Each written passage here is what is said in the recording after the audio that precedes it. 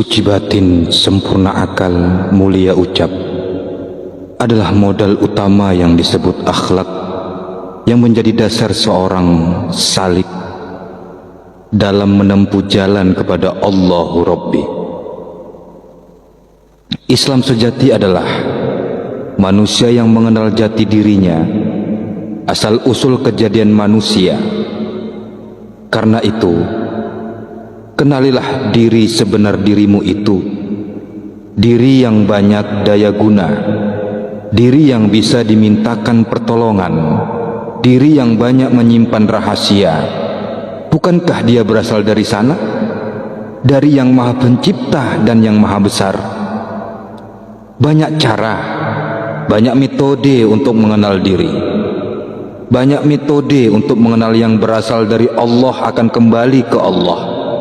Untuk itu, lahirkanlah diri sebenar dirimu. Sebenar-benar diri kita ialah roh diri kita sendiri.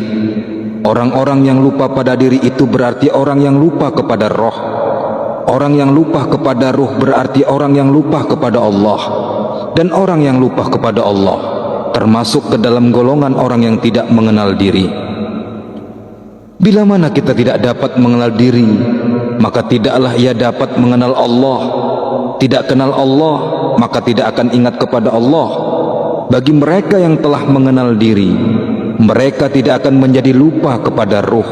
Mereka yang tidak lupa kepada diri itu tandanya mereka tidak lupa kepada Tuhannya, Allah Ta'ala.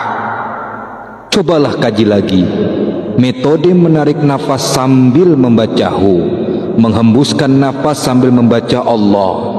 Sudah bukan menjadi rahasia, tapi kenyataannya masih sangat-sangat sedikit yang bisa mengenal aku yang sesungguhnya dengan cara tersebut.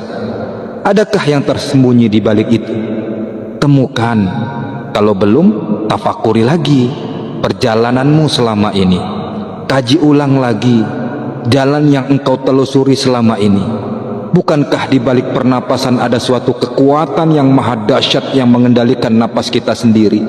Bukankah kita tidak bisa menolak untuk menarik napas dan mengeluarkan napas kecuali jika kita sudah tidak bernyawa? Bukankah itu tanda-tanda kebesarannya?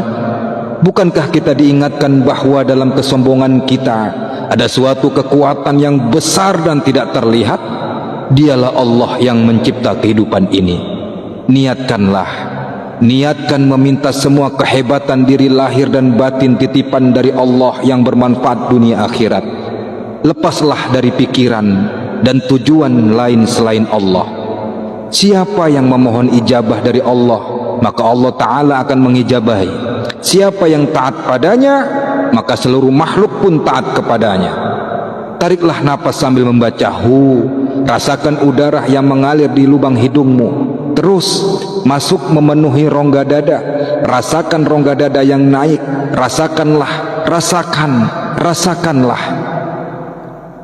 Hembuskan napas perlahan sambil membaca Allah. Tapi asma Allah jangan ikut dengan udara yang keluar. Ikutlah dengan sisa udara di rongga dada yang turun. Akan terasa ada letupan di jantung.